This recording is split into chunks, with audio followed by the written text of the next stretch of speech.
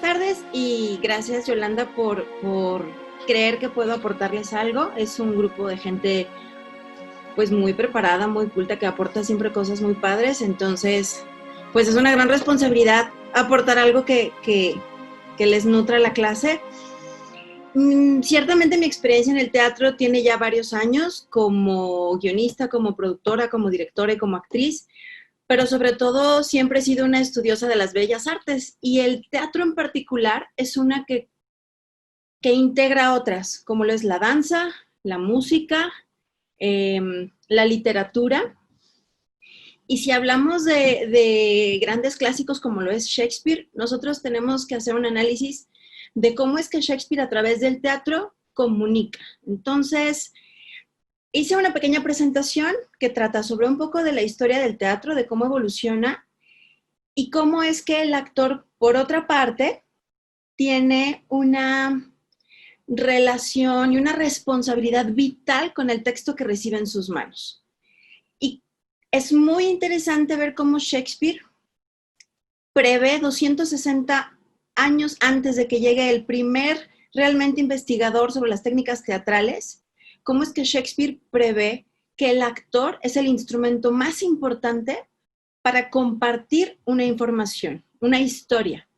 Entonces, voy a compartirles un poquito de la historia del teatro, luego haré una pausa y luego hablaré un poquito, si me lo permiten y a ustedes les sigue pareciendo interesante, un poco sobre la evolución del actor o de las técnicas teatrales y de interpretación.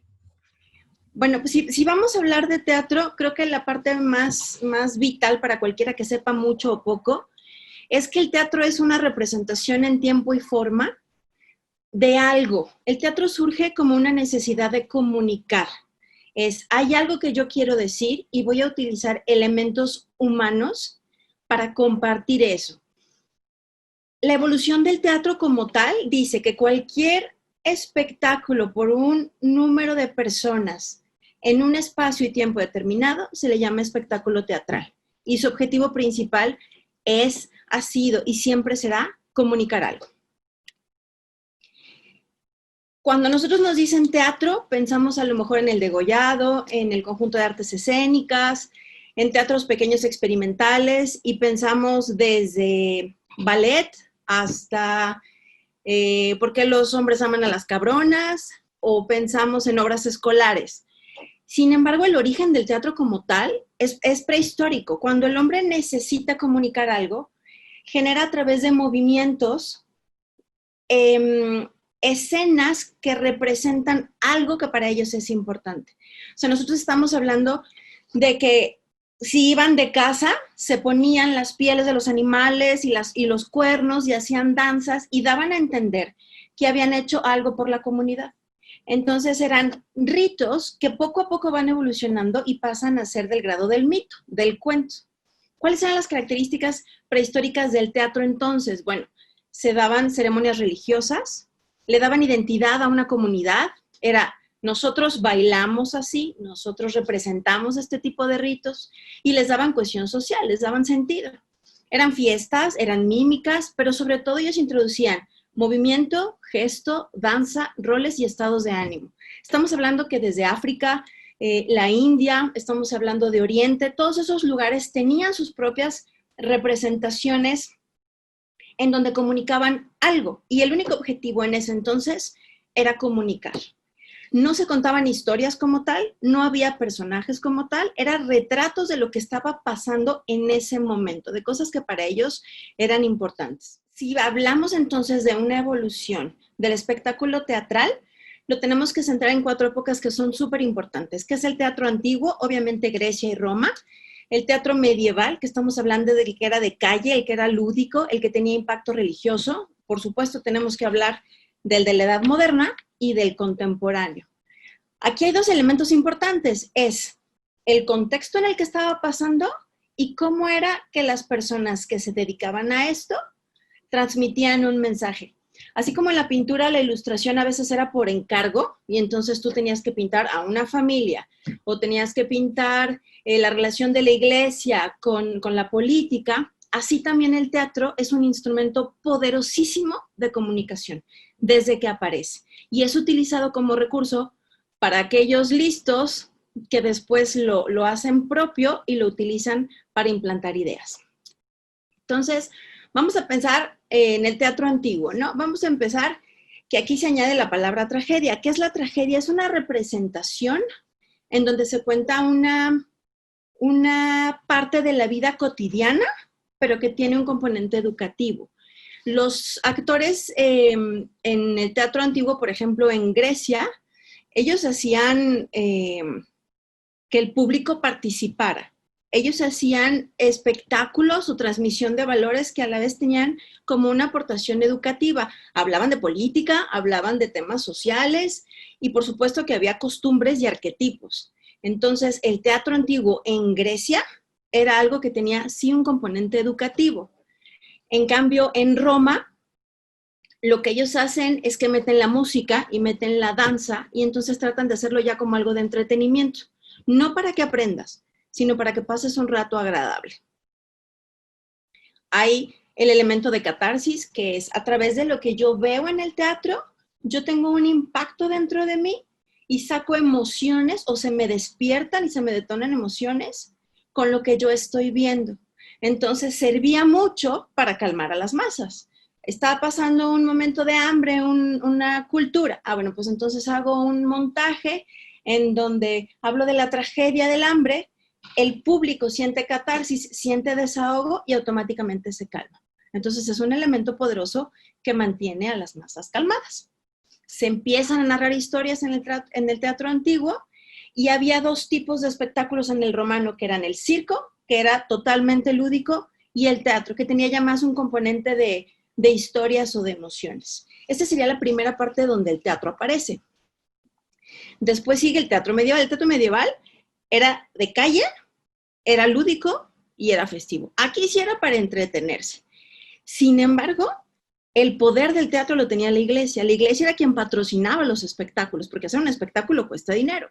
Entonces, la iglesia era quien lo hacía, la iglesia daba los textos y los que actuaban eran los sacerdotes. Entonces, imagínense un teatro total y absolutamente secuestrado por los mitos, por las pasiones, por los misterios, y entonces hablamos de que es litúrgico porque te cuenta lo que pasa en la iglesia, religioso porque te cuenta la pasión de Cristo, y profano porque te habla sobre la moralidad, esto es, lo que está bien y lo que está mal. Entonces el teatro en esa época adoctrinaba a la gente, era un teatro muy secuestrado y te decía, si te portas mal, si andas de pecador, te va a ir muy mal. Si eres bueno, si eres generoso, si crees en los ángeles, pues entonces te va a ir súper bien. Entonces, la primera obra que se tiene registrada, que era de Ethelwood de Winchester, es justamente esta que tienen en la imagen, que es Regularis Concordia, que es un texto que habla sobre diálogos entre Dios, o el Ser Supremo, y los ángeles. Entonces, imagínate, si no había iglesias como tal, doctrinas o catequesis, pues a todos los que eran ateos y estaban en la calle, por medio del teatro era, pórtate bien, da tu diezmo, cree en Dios, no andes ahí de canijo. El teatro era un instrumento que llega a las calles para evangelizar sin que la gente lo supiera. Poco a poco va evolucionando y entonces se generan gremios que tenían recursos y empiezan a generar pequeños espectáculos individuales para hablar de otras cosas. Pero sin embargo, tarde o temprano llegan a ser perseguidos y el teatro tiene una pausa enorme. Porque si el teatro no me sirve para evangelizar, para ganar adeptos, entonces el teatro es profano, el teatro es malo. Y entonces desde ahí pues ya vemos que hay una iglesia con una moral divertida que actúa en beneficio personal. Y los temas eran esos entonces en el teatro medieval. Los misterios de las apariciones, de los milagros y las moralidades. ¿Qué eres? ¿Bueno o malo? No había punto medio. Es fuerte, pero sí, efectivamente así sucedía. El teatro de la Edad Moderna viene con el Renacimiento. Hay varias etapas. Está el Renacimiento, está el Barroco y está el Neoclásico. Aquí suceden las grandes mentes. Obviamente tienen ahí la imagen de Shakespeare. Entonces, imagínense la revolución y la reforma que surge el teatro en la Edad Moderna. Aquí se recupera la realidad y el movimiento y dicen los actores, a ver, nosotros queremos contar historias de lo que realmente está pasando. de lo que pasa en las familias, de lo que pasa con el dinero, de lo que pasa con las clases sociales, e identifican que el teatro tiene que suceder en un espacio y tiempo definido y a través de acciones. Esto es, yo tengo que moverme y contar cosas secuenciadas para transmitir ideas. Y se generan personajes arquetípicos, aquellos personajes que cantaban como los arlequines o que decían versos, donde en el fondo transmitían cosas que no gustaban, reclamos sociales o políticos. En esta época surge la tragedia como tal. La tragedia, el género tragedia, se identifica como un personaje noble o ilustre que es arrastrado por una pasión y que tiene un terrible final. Entonces, se usan personajes de clases sociales que existen, en donde se relata que ellos también caen en el pecado y que les va mal. Y entonces tenemos Macbeth, tenemos Otelo, tenemos Hamlet, tenemos todas esas, Romeo y Julieta, que es cosas terribles que les pasan a los ricos y a los poderosos, pasiones que los arrastran y los llevan a la perdición. Aquí voy a hacer una acotación que más adelante voy a profundizar. ¿Cómo es que en esa época alguien como Shakespeare dice, a través de mi texto voy a contar historias que nadie quiere contar y que nadie quiere escuchar? Pero en mis prosas, en mis palabras, voy a hablar del ser humano, de lo más natural que hay y de cómo al ser humano le pasan cosas mucho más grandes que la política o que la religión. El ser humano es el protagonista de la comunicación. Surgen ya géneros bien establecidos: el drama, la tragedia y la comedia, así como la conocemos. El drama es algo terrible que pasa entre uno o dos personajes. La tragedia son aquellos personajes icónicos o identificados que son llevados por sus pasiones. Y está la comedia, en donde me río de lo que está pasando y hay un final feliz. Entonces se identifican esos tres géneros y se empieza a jugar con ellos. Obviamente ya es un teatro que retrata costumbres y personajes de la vida real. Ya no es Dios, ya no es el pórtate bien, el ángel, es lo que somos nosotros, te lo voy a retratar en el espectáculo para que te veas ahí. Surge en el teatro contemporáneo el teatro romántico, el teatro realista y el teatro simbolista. Aquí se aumenta un género que es el género del melodrama, en donde no solo hay dramas y personajes reales, sino que aparte voy a usar elementos como es la música instrumental. Aquí ya yo nada más tengo una historia que contar, sino que aparte voy a usar elementos que hagan más real la historia. Y entonces empiezan a poner ropa que se veía dramática, que brillaba, empiezan a usar elementos como chorros de sangre cuando usaban espadas y se peleaban. Y entonces hablan de la naturaleza, del espectáculo de variedades. Y aquí podemos ver a grandes representantes como es Víctor Hugo, Martínez de la Rosa, José Zorrilla con Don Juan Tenorio.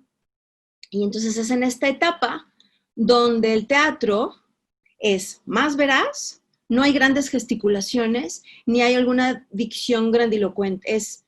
El teatro tiene que ser como la vida real.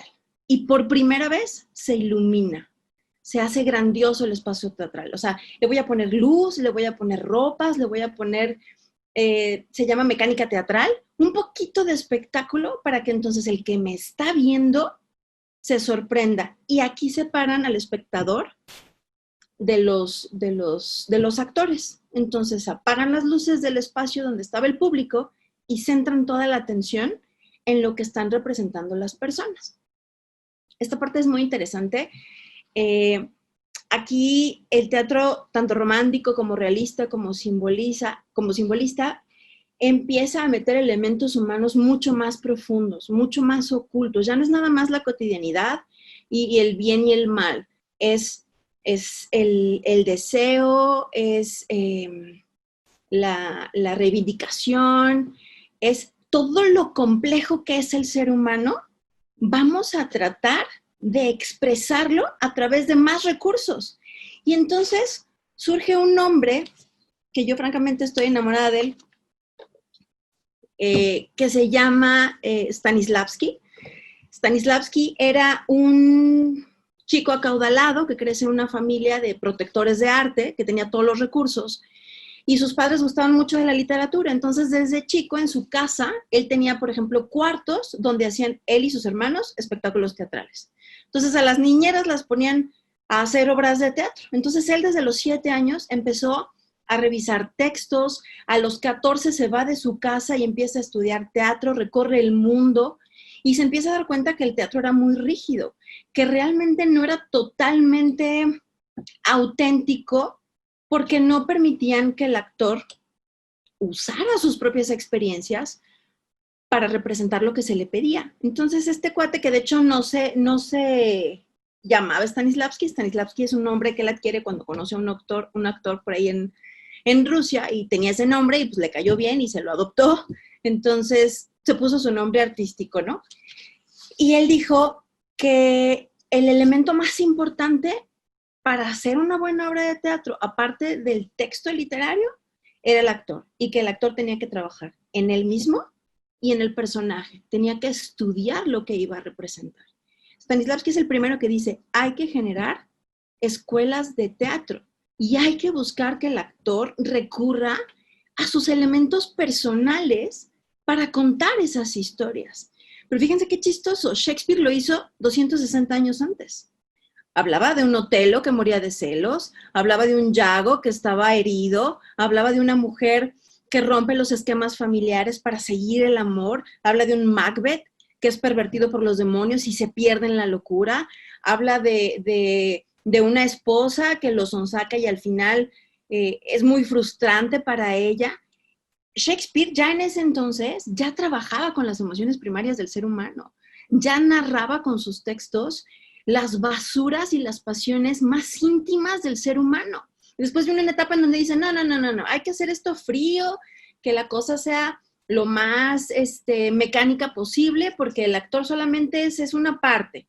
Entonces, Stanislavski se acuerda y dice, no, tenemos que hacer que el actor se entrene, porque a través de su cuerpo y su mente va a poder impactar al espectador y comunicar no solo lo superficial, sino generar en él una verdadera revolución interna.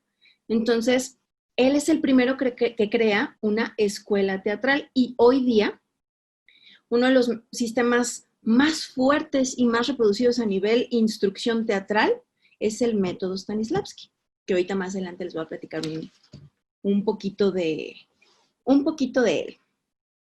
El que decía, ay, me encanta, decía, aquel que se dedica al teatro debe ser un ejemplo de higiene mental y física. Este cuate es el que dice, hay que hacer audiciones. ¿Quién va a representar un papel? Hubo una época en donde los actores eran voluntarios. Ay, a mí se me antoja yo, y entonces voy a cantar y voy a gritar, pero realmente no me voy a conectar con lo que estoy diciendo. Más adelante, entonces ya se vuelve una profesión, pero él es el que dice, ¿quieres ser actor? Tienes que estar al 100% física y mentalmente. Tienes que entrenarte.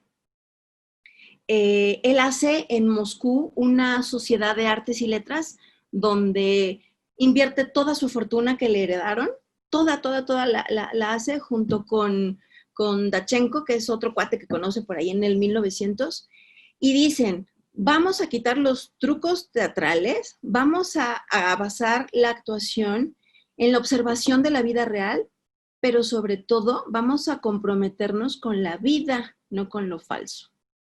Hay que convertir el teatro en algo real. Y junto con esto hacen toda una reforma y dicen, el teatro no puede ser nada más para los ricos, tiene que ser para todos, para todo el pueblo. Y entonces empiezan a crear espectáculos, se juntan una serie de personas intelectuales, escritores, músicos y tal, y crean espectáculos a precios accesibles para todos. Y hay algo muy interesante que él hace. Dice, ¿cómo le puedo hacer para hacerle entender a la gente de hoy que el teatro no es un entretenimiento burgués, que es un medio importantísimo de comunicación y de despertar para las masas? Pues él entonces lo que hace es basar sus estudios y sus trabajos en Shakespeare. y dice, este cuate sí sabía lo que estaba haciendo. Entonces retoma todos los textos, actúa en ellos y a través de lo que él en el verso decía, Shakespeare, él agrega una serie de trabajos corporales, estiramientos, de voz, de concentración, de lecturas de textos profundísimas, en donde prepara al actor para que use sus recursos naturales, pero estudie al personaje y entonces pueda comunicar lo que el escritor quería comunicar. Pues Stanislavski bueno, para su época era un revolucionario, él generó muchísimo conflicto porque él decía, el actor tiene que ser honesto, tiene que buscar en su interior las emociones que representa, tiene que sentir el personaje y se tiene que comprometer con la obra y con el personaje que se le dio en sus manos. Le estamos dando la intelectualidad de alguien, de un dramaturgo que le dijo, por favor ayúdame con tu cuerpo y con tus elementos a contar lo que a este personaje le pasó. Y se me hace algo importantísimo. Y veníamos de una época en donde el teatro había estado sumamente perseguido y sumamente manoseado y prostituido. Porque entonces a través del teatro, que ciertamente es un espectáculo que impacta, pero entonces te digo cómo tienes que ser bueno, cómo tienes que ser malo, cuál es la política social, cuál es tu lugar en el mundo. Y entonces, de alguna manera te lavo la cabeza porque es muy impactante ver a otros hacer cosas que te conectan. Y él es el que dice, no, vamos a buscar las pasiones del ser humano. Y lo que es increíble es que había alguien que 260 años antes ya lo había hecho. Y entonces Shakespeare hacía en el globo, en su teatro, representaciones de lo que importaba, que era la vida real. Lo que los seres humanos sentimos, lo que perseguimos, lo que tememos, lo que añoramos y lo que puede pasar. Y sí, usaba personajes que existían para no salirse tanto del tono, para que tampoco lo fueran a meter a la cárcel, pero contaba sobre las bajezas del ser humano, hasta dónde se podía llegar. Y eran verdaderas tragedias con finales terribles. Romeo y Julieta me parece lo peor que le puede pasar a una pareja de enamorados. Qué accidente tan triste no haberse podido encontrar y decir, pues vámonos juntos. No, yo llego antes, tú llegas después, híjole, ya te moriste, bueno, ya me muero después de ti, ching, no estabas muerto. Realmente retrata lo que el ser humano ha llegado a experimentar a lo largo de toda su vida. Y es bellísimo poderlo ver y conectarte estando no viviendo esa situación, pero sí reconociendo dentro de ti la pasión, el deseo, la añoranza, la injusticia, la prisión social o económica o familiar. Y entonces, a partir de que Stanislavski llega y retoma los textos de Shakespeare, dice, el actor tiene que ser un personaje de los elementos teatrales que sea muy estudioso y que sea muy respetuoso con la joya que recibe a la hora que interpreta un papel, ¿no? Entonces, por supuesto que hay muchas personas, hay muchos teóricos que también hacen estos trabajos. Aquí les menciono algunos. Es vastísimo el tema de aquellos que desarrollan sistemas de interpretación actoral, pero tenemos un Jacques Cousteau que dice, yo soy una mentira que dice siempre la verdad. Yo soy un actor que no está viviendo lo que estoy actuando, pero con mi actuación te digo la verdad. Y cuando eres Otelo y sientes que tu amor te ha traicionado, te conviertes en un animal. Yo, actor, miento, porque lo que estoy haciendo no me pasó a mí, pero lo que te estoy contando sí es verdad. Darío Fo decía, cuando un pueblo no sabe reír, se vuelve peligroso. Entonces nos acordamos de aquella época medieval en donde el teatro nos movía y nos calmaba. El teatro nos hacía reír para olvidar lo que realmente estábamos viviendo, lo que no nos gustaba. Si esas ondas de llevar el teatro a la cárcel, a los que están en guerra, no es una coincidencia, es una técnica psicológica muy profunda, en donde a través de la catarsis yo permito que todas aquellas pasiones y frustraciones que las personas están viviendo se liberen. Y está científicamente comprobado que lo hacen con la intención de regularlo psíquicamente y de que no se pierdan en la locura. Entonces, si un pueblo no sabe reír, aguas, porque entonces se va a enojar y va a hacer cosas que no te van a gustar. Stanislavski decía, me gusta el arte en sí mismo, no tú en el arte. O sea, no me gustas tú como actor, como hoy la parafernalia de los artistas de Hollywood y la alfombra roja, nada. Lo que me gusta es lo que sabes hacer y a quien representas. El arte es lo valioso del teatro, no las personas, no el ego protagónico de, yo he representado a los más grandes personajes de la historia. No, sí eres muy talentoso, pero lo importante es lo que alguien escribió y quería comunicar y que ha transcurrido de generación en generación tocando fibras elementales, aunque el tiempo ha evolucionado todo lo que ha evolucionado. Entonces, bueno, también tenemos a un Anton Chekhov que dice, la brevedad es la hermana del talento. Tú nos decías, o se comentaba en clases, que a veces tenemos mucho miedo de escribir poco, porque dices, híjoles, ¿de qué lleno el capítulo? ¿O por qué no escribo más? Pues porque a veces con pocas palabras podemos decir todo. Entonces, ¿te acuerdas de Julieta que te dice, Romeo, Romeo, ¿dónde estás? Que no te veo. Uy, en esa frase te está diciendo todo. Lo tiene, está enamorada, es amada, pero todo su contexto lo esconde su amor y le cierra la posibilidad de una pasión que vive dentro de ella. Por ejemplo, Jacques Lecoq decía, el cuerpo sabe cosas que la mente ignora. Si tú no conectas tu mente con tu cuerpo, no solo a nivel actoral, sino a nivel vida, y disocias esas dos cosas, pierdes el control sobre ti mismo. Esto es, me duele la cabeza. ¿Por qué me duele la cabeza? Pues porque estoy enojado, porque no comí, porque no he tomado agua. ¿Qué pasa entonces con un actor? Si yo todo lo trabajo a nivel mental, pero no lo conecto con mi cuerpo, no voy a poder hacer un movimiento de manos y decir, estoy desesperado. O sin decir el estoy desesperado y solo con el movimiento de mis manos, dices, ay, ese cuate está desesperado. Y es algo muy importante en la actuación, porque al final lo que tú tienes que hacer es comunicar, pero despertar en el espectador algo, un mensaje, una emoción, una revolución interna. No nada más que digan, qué bien se veía el escenario, qué bonito estaba el vestuario. No, el trabajo del teatro es comunicar, es enseñar, pero desde el alma, desde adentro. Y por último teníamos a Meyerhold, ya un poquito más, sí, fue antes de Jacques, que decía, todo el cuerpo participa en cada uno de nuestros movimientos. Cuando nosotros platicamos con una amiga o con nuestro hijo, con nuestra pareja, y hablas y la pasión te va encendiendo el pensamiento y el sentir, empiezas a mover los brazos y te encoges de hombros y te agachas y palmas y tocas tus muslos y te agarras el cabello y la cara se te descompone.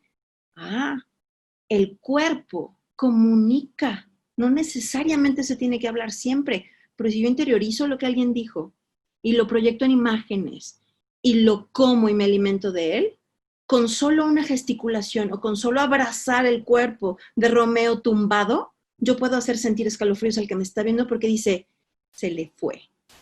Su razón de vida y revolución se le fue. Y no le queda de otra más que irse con él. No hay más. Hasta que alguien quisiera, no sé, comentar algo, preguntar algo, porque luego yo me enloquezco con esto y me sigo. Bueno, entonces aquí voy a hablar de algo que es padrísimo, que es los recursos mediante los cuales el espectáculo teatral comunica e impacta son el texto, por supuesto. Hay algo que alguien escribió, un dramaturgo que volcó toda su pasión y su sabiduría en palabras.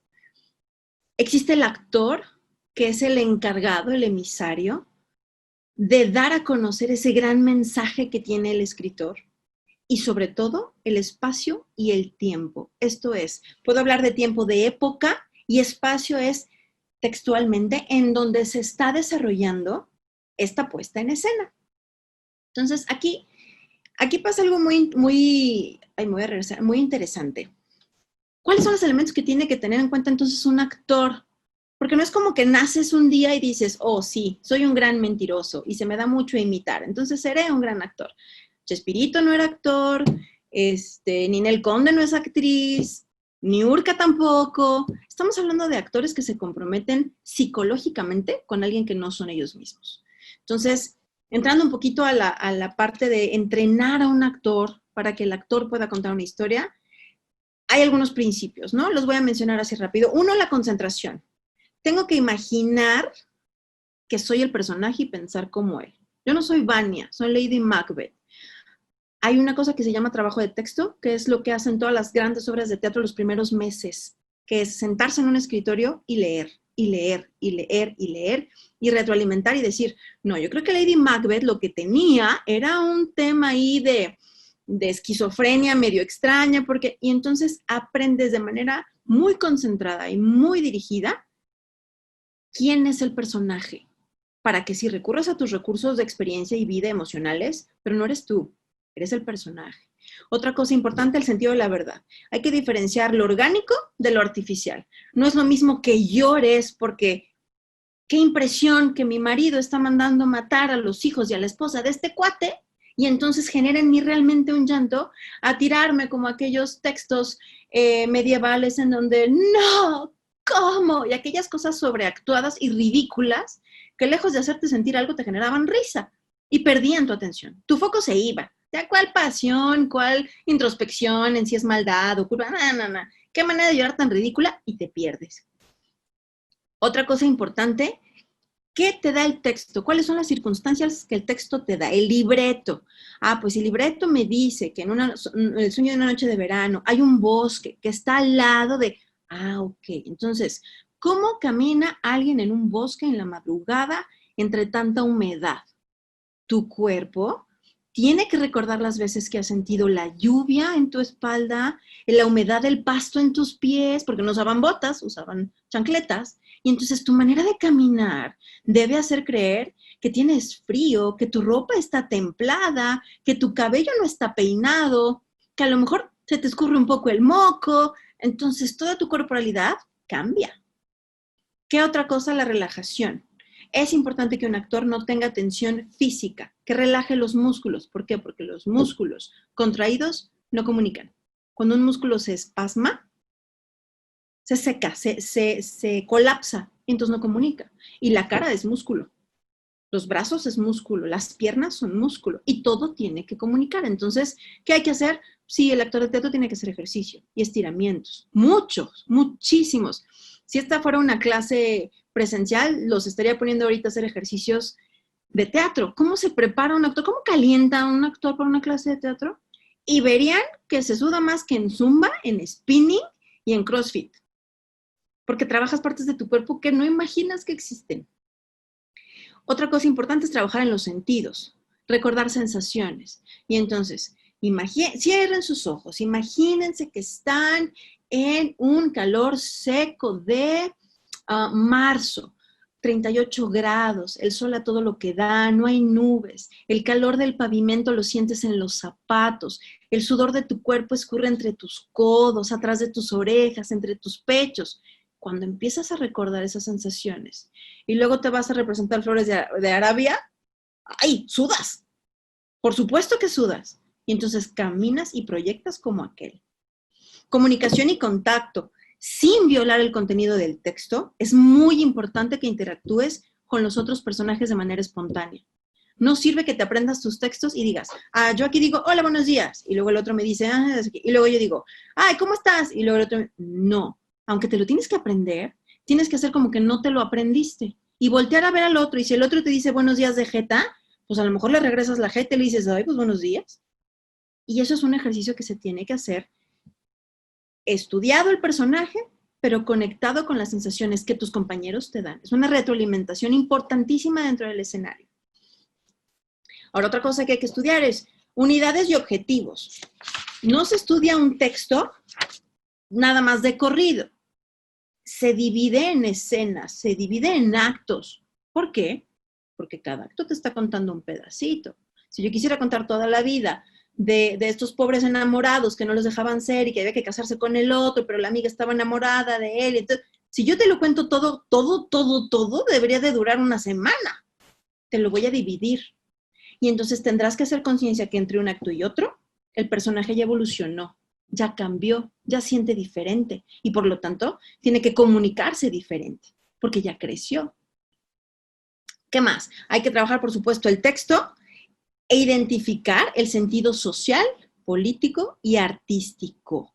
Las ideas las tienes que transmitir a través de la actuación. No vas a decir que en la época de Otelo había racismo y el pobre Otelo, porque estaba prietito, pues no era como el candidato ideal porque los nietos no iban a estar tan bonitos.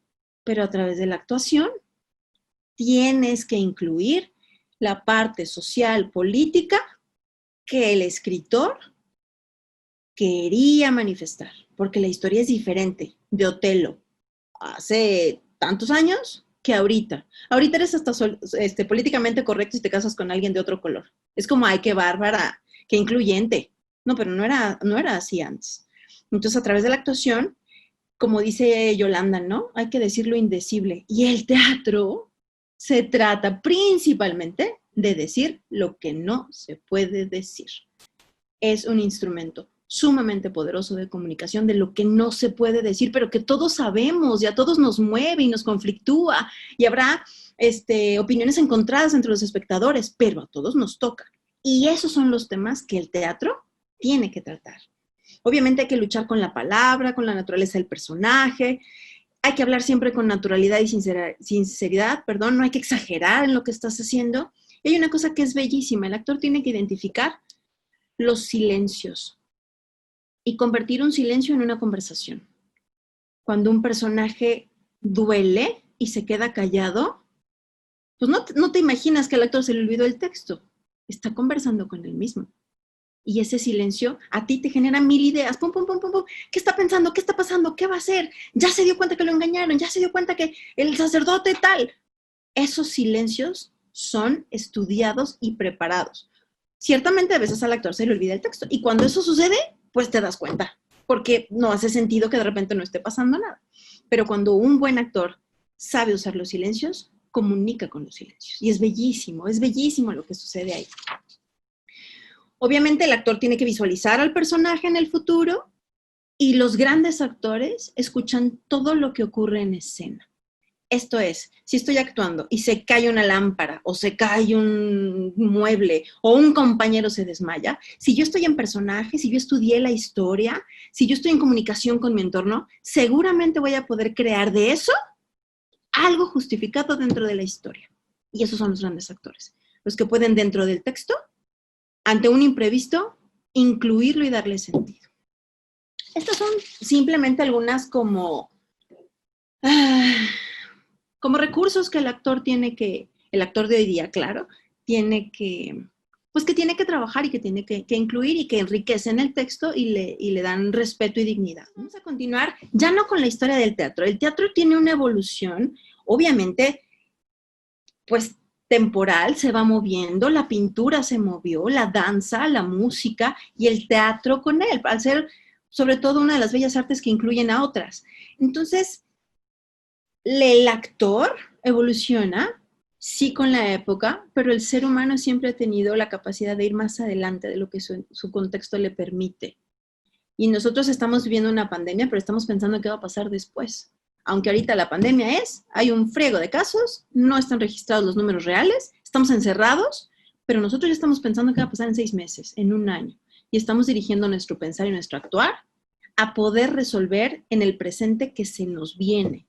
Por lo tanto, el actor también evolucionó diferente.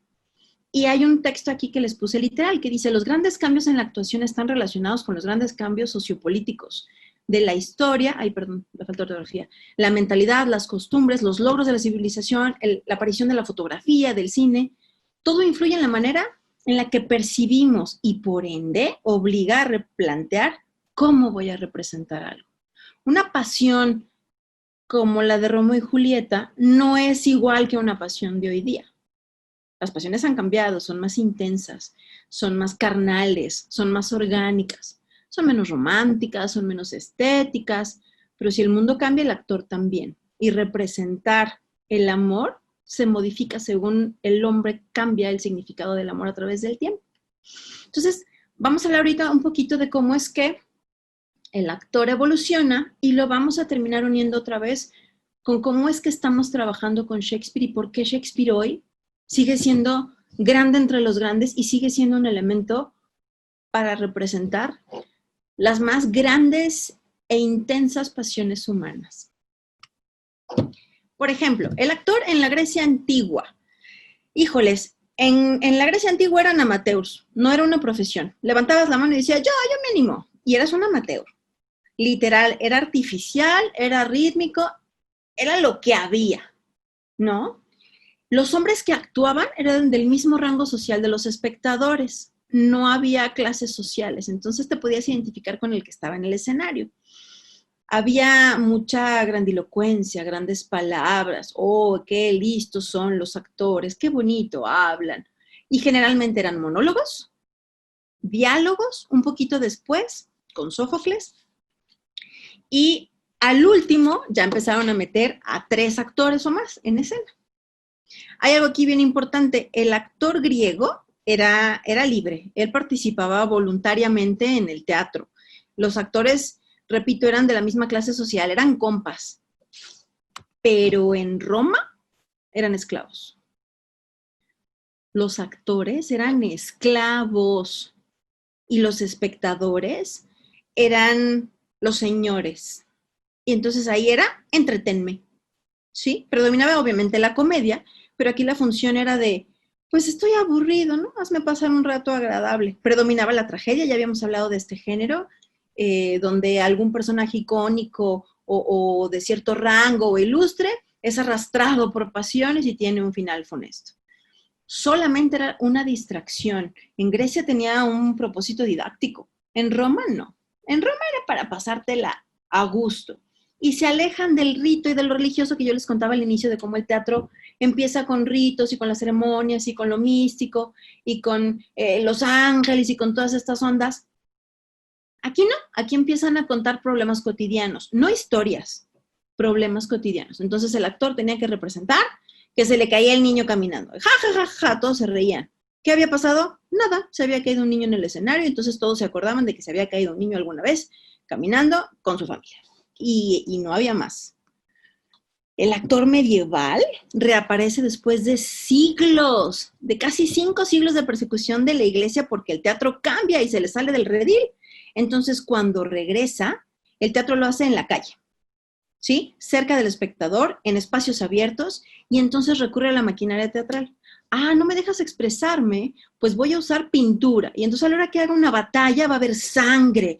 Y entonces empieza la maquinaria teatral con trucos que hacían, pues un poco más intensa la experiencia, ¿no? O sea, si tú de repente ves que sacan unas espadas gigantes y truenan porque son de metal y se le encajan a alguien y empieza a chorrear sangre, eso es impactante. Y entonces eso intensifica la experiencia y eso hace más morboso y recurrente el deseo de asistir a un proyecto teatral. Hay símbolos y hay catarsis. Eso lo vimos también en la parte de la evolución del teatro como tal. El teatro del Renacimiento, híjoles, aquí el actor ya vive de esto, ya es una profesión. Sigue siendo exagerada y llena de brutalidad, pero ya se puede improvisar. ¿Sí? Los escritores te dan chance de que si de repente sientes la necesidad de moverte hacia algún lado, lo hagas. Surgen las primeras escuelas de actuación y por supuesto está el fantástico de Shakespeare que dice, fíjense nada más, él empieza a enseñar a los actores a actuar desde que hace Macbeth y en el texto de Hamlet dice, si vas a vocear tal y como lo hacen algunos de nuestros actores, será mejor que tus versos los recite algún ciudadano de a pie. O sea, si lo vas a hacer así, mal fingido, dáselo a cualquiera que esté pasando por la calle. Nuestros textos son sagrados. No cortes el aire con tus manos, domina tus gestos. Todo lo exagerado es contrario a la intención del teatro, cuyo objetivo es ser el espejo de la naturaleza humana. Ya ahí, Shakespeare estaba entrenando a los actores, porque ahí todavía no existía el director de escena. Ahí era el que escribía, la compañía de teatro, o sea, la gente que actuaba, y alguno que fuera un poquito lidercillo y decía, yo los organizo. Pero no existía un director de teatro. Cada actor era responsable de su propio trabajo. Pero Shakespeare ya hablaba de, hey, eres el instrumento, busca dentro de ti. En el clasismo, pues ya es un poquito más recitado y declamado, es exagerado, es amanerado, se usa mucho la voz y el gesto, se empieza como a pervertir un poquito de nuevo y se convierte el arte en una comedia. Algo burdo, algo ordinario, se aleja de lo que Shakespeare había estado trabajando. Pues porque a algunas personas les resultó incómodo. Entonces, los celos, la pasión, el asesinato, el suicidio de los enamorados. No. Esto es para divertir. La gente le tenía mucho miedo a lo que el teatro despertaba. Como actores, se tienen que reubicar y decir, no, espérense, La gente no está lista para esto. Vamos a volver a la exageración. Y justamente en la Ilustración hay un enciclopédico del siglo XIX, que es Diderot, que dice, la actuación tiene que ser una simulación consciente, un fingimiento sublime. De este modo, el actor no puede olvidar durante la actuación que no es él, sino que representa un personaje creado. Tiene que ser distante, frío y no emocional. No, bueno, todo lo que Shakespeare había hecho, este cuate llega y dice, no, porque entonces si yo me baso en la emocionalidad de mi actor, pues el actor le va a dar en el catre un día mi obra de teatro si no está de humor. Yo necesito que sea controlado, que sea mecánico. Y entonces él se aleja y dice, frío, distante, reprodúcelo para que entonces en cada puesta en escena siempre sea igual. Te quiere quitar toda la naturaleza humana al actor. Pero entonces llega otro cuate, que es François Joseph Talma, y le dice, óyeme, no, el chiste es que nos identifiquemos con lo que estamos presentando. Dale chance al actor de ser natural. Hay que quitar los esquemas rígidos, hay que quitar los esquemas exagerados. ¿Y qué pasa? Que viene el actor romántico, que es exageradamente emocional, que lo ves y quieres vomitar, porque dices, ay no, o sea, yo jamás en la vida veo a mi marido y le digo, vean la imagen, por favor. La cara de la mujer suplicante de atención y el desdén y la soberbia del hombre recibido por su mujer. Ay, a mí me da asco. Yo veo esa imagen y no me identifico ni con mi pasado matrimonial ni con el futuro que quiero tener. No es aspiracional, eso no es real. No, nadie recibe a su marido con coplas. Amor, amor, te esperé. Tanto tiempo yo pasé, pero ahora por fin estaré bien. No, nadie hace eso. Y a nadie le gusta verlo. Y predomina también la comedia. Sin sarcasmo, simplona, para hacer reír, para entretener.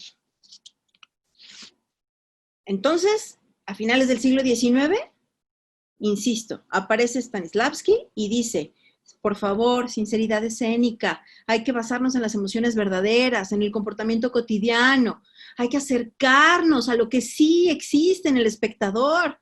Crea su sistema y dice, el actor tiene que trabajar sobre sí mismo como persona, pero también sobre el personaje. No me sirve un deschavetado emocional en su vida personal, ni un erudito en el texto. Necesito a alguien que sea sano en ambos planos para que me dé un trabajo que conecte con el ser humano que nos viene a ver.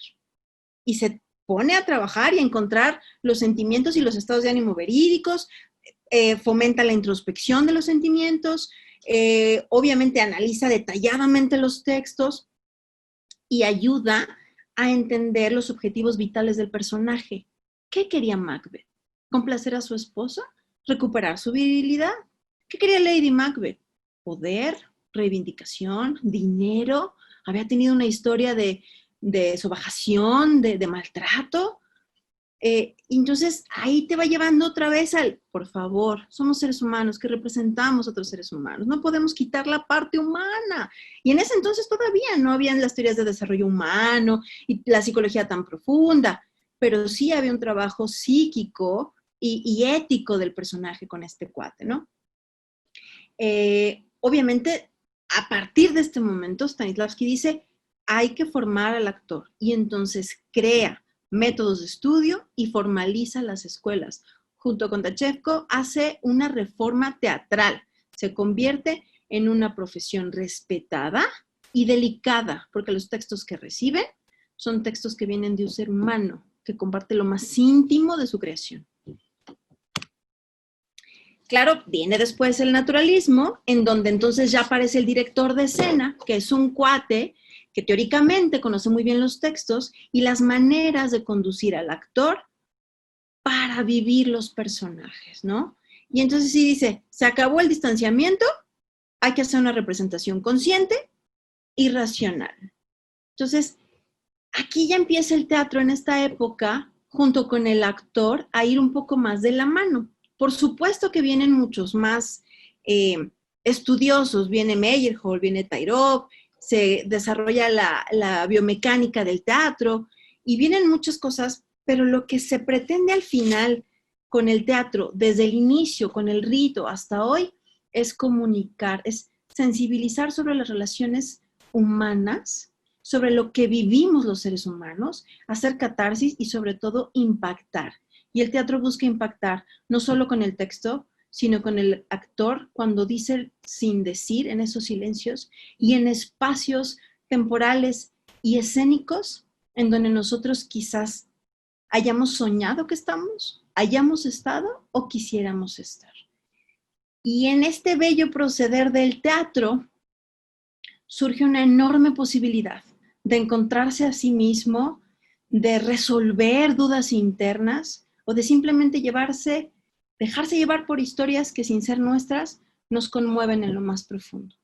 Y entonces ahí es donde retomamos al maravilloso Shakespeare, donde después de tanta tragedia nos lleva a un viaje fantástico de amor, de obediencia, de desafío, de magia, de sueños, en donde al final vamos a descubrir si el amor es un hechizo o el amor se mantiene, pese a cualquier trampa social o humana que nos puedan poner. Y nos invita a reflexionar a través de sueños, si el amor, así como Romeo y Julieta, o como Otelo, o como Macbeth y su esposa, es un elemento detonante una y otra vez en el ser humano de grandes cambios. Y por eso hoy día Shakespeare es uno de los actores, si no es el que más representaciones ha tenido a lo largo del mundo, por la sensibilidad de sus diálogos y la capacidad de jalarnos y ser cualquiera de los personajes que vemos en escena. Con esto yo terminaría y daría la introducción a las participaciones y observaciones que hayan tenido sobre el texto. Wow, no, pues yo creo que yo doy un aplauso, así como a los actores. Yo creo que todos, mira, todos estamos ahí aplaudiendo. Estoy segura que lo que yo sentí lo sintieron todos. Estoy súper agradecida por esta participación conmovedora. Se nota que amas esto que cuentas, porque solamente cuando uno ama esto, logra esto. Ya empecé a ver las sonrisitas de todas las que, hasta yo no sé si Maichuy se limpió la lagrimita o qué hizo, pero verdaderamente muy bien, Vania, muchísimas gracias. Yo ya no te voy a soltar, Vania, yo ya estaba con la mente dándole vuelta a todo tu talento. Gracias a ustedes, por supuesto, después, si Yolanda me lo permite, les hago llegar una liga con esta información. Hay textos maravillosos, el teatro tiene demasiado que aportar, y si alguno de ustedes alguna vez en la escuela participó en una obra de teatro y estuvo frente a un público, qué maravilla de experiencia y qué manera tan hermosa de vivir lo que no has vivido, pero sí has vivido y no has dicho. Entonces, el teatro es uno de los instrumentos de comunicación más hermosos y poderosos que existen dentro de las bellas artes, encierra a otras, y no podemos olvidar que al final el teatro lo ejecutan seres humanos sensibles y dañados y rotos y reconstruidos de textos de personas que han sido dañadas, rotas y desconstruidas y reconstruidas, que al final cuentan historias para que el ser humano crezca y siga día tras día viviendo y experimentando lo que es la vida. Eso es el teatro.